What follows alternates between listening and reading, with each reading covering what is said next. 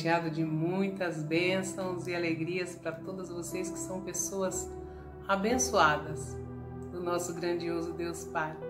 Eu sou a pastora Ana Maria Rosisca, sou terapeuta cognitiva comportamental cristã e atuo na área da busca da nossa identidade e destino. Deus é bom, Ele nos ama, glória a Deus, aleluia. Hoje nós vamos falar do vitimismo, que parece uma teia, parece um emaranhado que a pessoa entra e ela não vê, não tem perspectiva de sair, ela não quer sair do emaranhado, não é? Vitimismo, uma teia contagiante é o nome do nosso vídeo. Hoje nós vamos explorar algumas características e comportamento frequentemente associados a pessoas com a mentalidade vitimista. Lembrando que esta é uma visão geral e que cada pessoa é única em suas experiências e comportamentos. Vamos lá? Vou levantar alguns pontos. O primeiro ponto é, elas usam narrativas repetitivas. Essas pessoas, elas tendem a compartilhar repetidamente histórias de como foram maltratadas, injustiçadas ou mal compreendidas. É sempre a mesma coisa. Elas pararam no tempo naquela situação. Aquilo é que vale para elas, não há outra coisa. Elas têm o foco na atenção, porque elas frequentemente buscam a simpatia dos outros ao destacar seus sofrimentos, indo para o papel de pessoa coitadinha, com a tendência de aumentar e distorcer os fatos acontecidos. O segundo ponto é a culpa, porque ela sempre é externa. A responsabilização de outros. Elas sempre costumam culpar pessoas, circunstâncias ou fatores externos por suas dificuldades, e elas não assumem responsabilidade por suas próprias ações e escolhas, não é? Lembrando que ninguém é boneco. São resistentes às soluções. Quando são oferecidas sugestões para resolver problemas, elas podem responder com desdém ou minimização, mostrando que preferem permanecer na posição de vítimas, de coitadas. Vamos ao terceiro ponto, né? O terceiro ponto é que elas apelam para a empatia. Manipulando emocionalmente as pessoas, muitas vezes elas utilizam suas histórias de sofrimento como uma maneira de manipular os sentimentos dos outros, fazendo com que as pessoas se sintam culpados ou obrigados a ajudá-la. Olha onde eu estou, onde você está. Eu só estou aqui por causa disso, daquilo. Eu não tenho responsabilidade nenhuma do porquê que eu estou aqui, não é? Então elas forçam com a história, elas tentam forçar ao auxílio, a você se compadecer dela. Em alguns casos, elas usam o isolamento social, buscando afastar-se de pessoas que não demonstram compaixão ou que a desafiam a mudar a sua perspectiva, né? As pessoas que falam, não, você tem que mudar, elas mantêm distância, se afastam, não querem conversar. O quarto ponto é que elas têm as percepções distorcidas. Essas pessoas adotam uma visão negativa do mundo. Acreditam que a vida é injusta e que sempre serão prejudicadas de alguma forma. Seu futuro é sombrio, pois tem a dificuldade em enxergar um futuro positivo, muitas vezes crendo que a situação de suas vidas nunca melhorarão. Aliás, elas se apegam nisso, né, como âncora. O quinto ponto são os comportamentos e reações. Elas podem reagir de forma desproporcional a críticas e ou a feedbacks construtivos, né? E interpretando-os como ataques pessoais. Você não me entende e não sabe o que estou passando, por isso que você fala desse jeito. Enfim, elas têm várias formas de se defender, né? Para uma mudança ou para uma solução. Isso é autocompaixão excessiva. Essas pessoas tendem a sentir pena de si mesmas de maneira crônica, o que pode levar à estagnação e à falta de motivação para mudar. O ponto 6 é que elas são conformadas e adaptadas com ou em sua condição e se recusam à mudança, não querem mudar, tá bom ali, não quero lutar, não é? Você vai, eu tive uma experiência de tentar tirar uma pessoa, né, da rua e eu falei, não, vamos para um abrigo, tá? Não quero. Eu tô passando, tava frio, tava sujo, tava com fome, eu não queria ir pro abrigo. Por quê? Porque no abrigo tinha que tomar banho, tinha hora para dormir, tinha hora para acordar e tinha que arrumar a cama. Então, eu não quero assumir essas responsabilidades, não quero assumir responsabilidade nenhuma. Então, eu fico onde eu tô. Se você puder me ajudar, tudo bem, senão é interessante, mas elas podem estar confortáveis em sua identidade de vítima e, portanto, resistem a mudanças que exigem esforço ou desconforto. Elas não vão se submeter a nenhum sacrifício, por menor que seja, para mudar sua condição. Eu não gosto de ninguém mandando em mim, eu não quero, não, eu sou livre. Enfim, não é? Quem de nós não tem que obedecer normas, não tem que se enquadrar em padrões, não é verdade? Isso é uma questão de amor, de educação, de amor ao próximo, de respeitar o espaço do outro, não é? Essas pessoas vivem o medo do fracasso. Elas têm medo de tentar mudar e falhar, preferindo a segurança de permanecer na situação confortável de vítima. Gente, é muito sério isso, né? Porque se eu tentar, elas já se sentem nada. E quando elas pensam em mudar e poder falhar, a opção dela de covardia é permanecer no mesmo lugar. Isso é uma questão espiritual. Eu tive muitas pessoas que eu tratei nessa condição, que eu ajudei, tentei auxiliar, né? Algumas permitiram, outras não. Enfim, o problema não é meu. O problema é quem tem o medo e não quer lutar, não confia na sua própria força, na sua própria capacidade, né?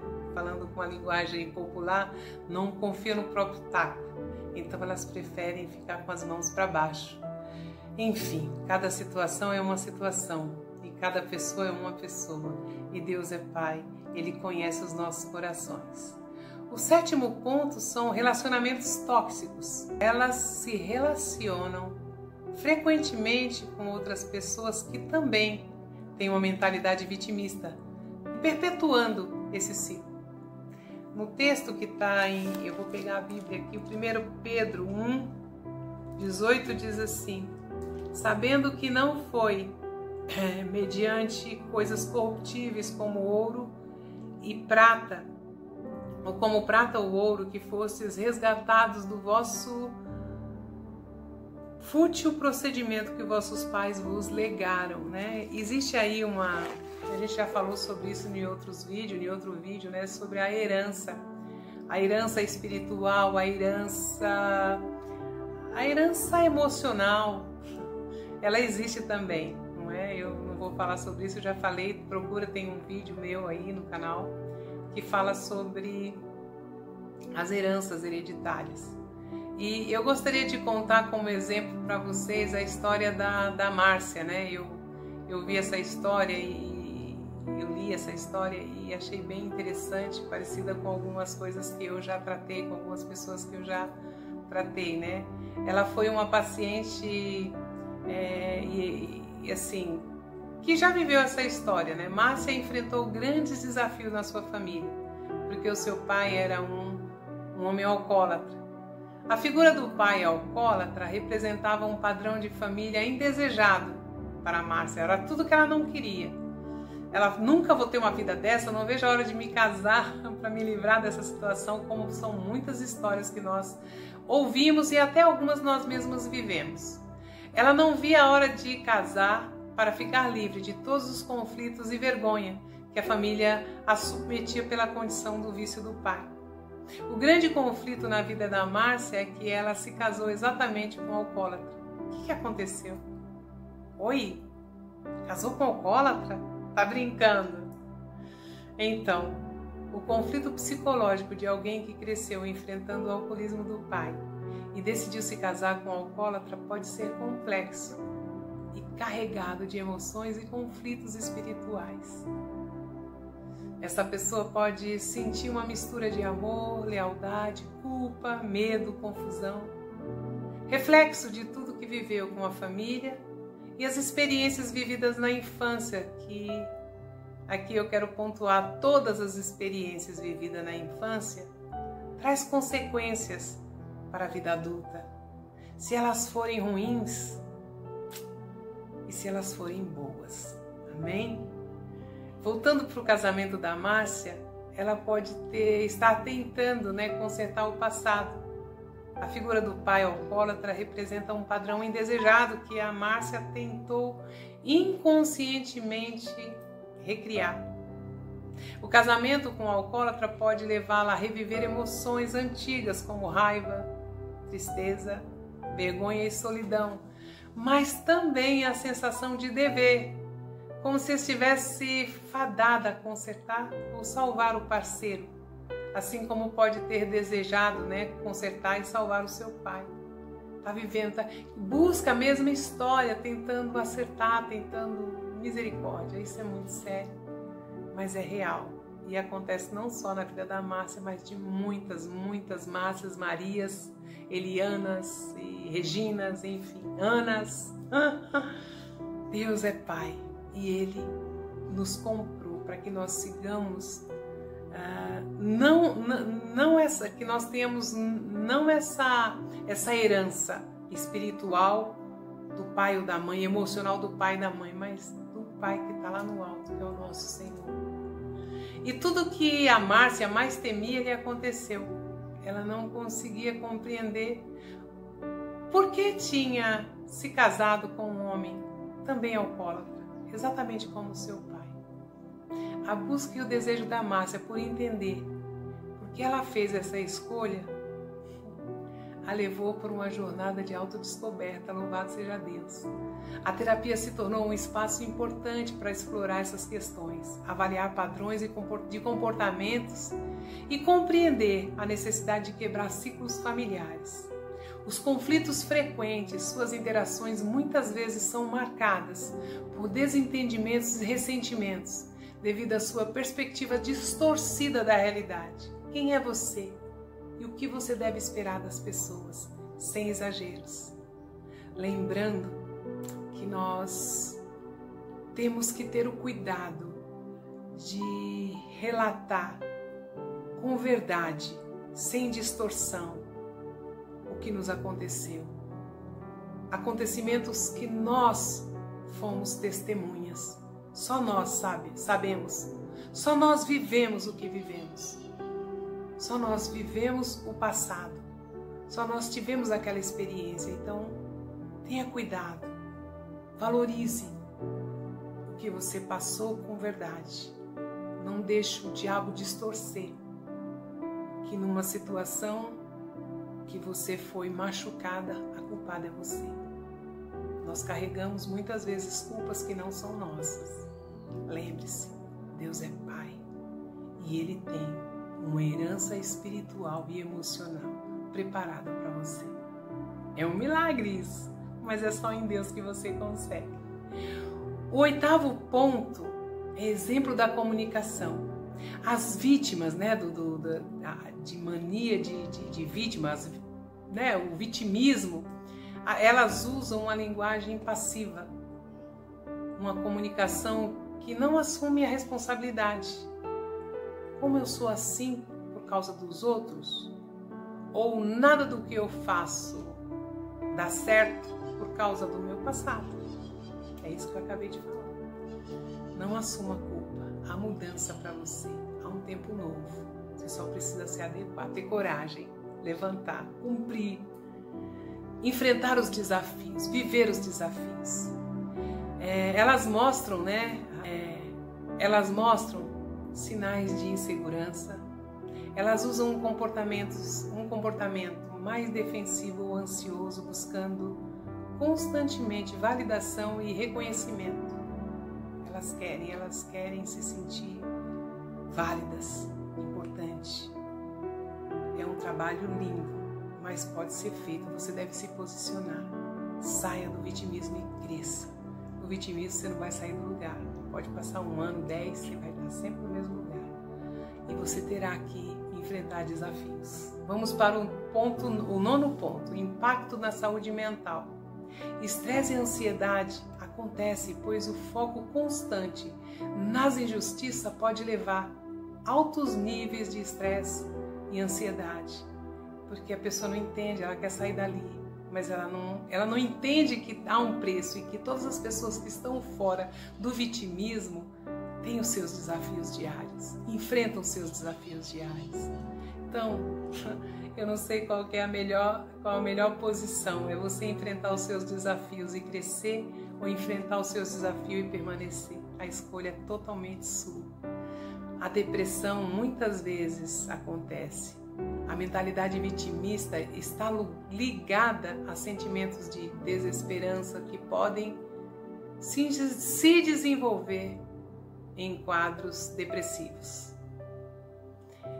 Enfim, as características de uma pessoa vitimista podem se manifestar de diversas maneiras. Entender esses comportamentos pode ser um primeiro passo importante para ajudar essas pessoas a reconhecer suas crenças e potencialmente buscar um caminho de transformação e empoderamento em Deus, empoderamento espiritual, entender o que Deus tem para você e sair dessa passividade. É sempre aconselhável que, se a situação for grave ou houver prejuízos significativos, procure um apoio profissional, como a terapia, procure um apoio espiritual, porque o manejo será mais eficaz. Muito tempo na mesma situação, muito tempo na mesma dor, contando a mesma história. A palavra do Senhor se renova todas as manhãs. Há uma nova história para você. Há um novo tempo para a sua vida. Saia do vitimismo. E olha, o vitimismo não te tira da dor. Não. É um outro tipo, só que você não cresce. Só que você não evolui. Você continua dia após dia no mesmo lugar, contando a mesma história, falando o quanto você é coitado, quanto você é coitada, quanto você precisa das pessoas, o quanto você precisa de ajuda. Acorda, levanta. Aprenda que você tem um potencial grande, potencial para auxiliar outras pessoas. Esse potencial de empoderamento para auxiliar outras pessoas está no seu Deus Criador, no seu Deus Pai. Ele te criou e Ele te formou. Acorda, vem para o reino do Senhor. Entre no reino do Senhor. Seja filho do grande Deus Pai. Que Deus nos abençoe e até o nosso próximo vídeo.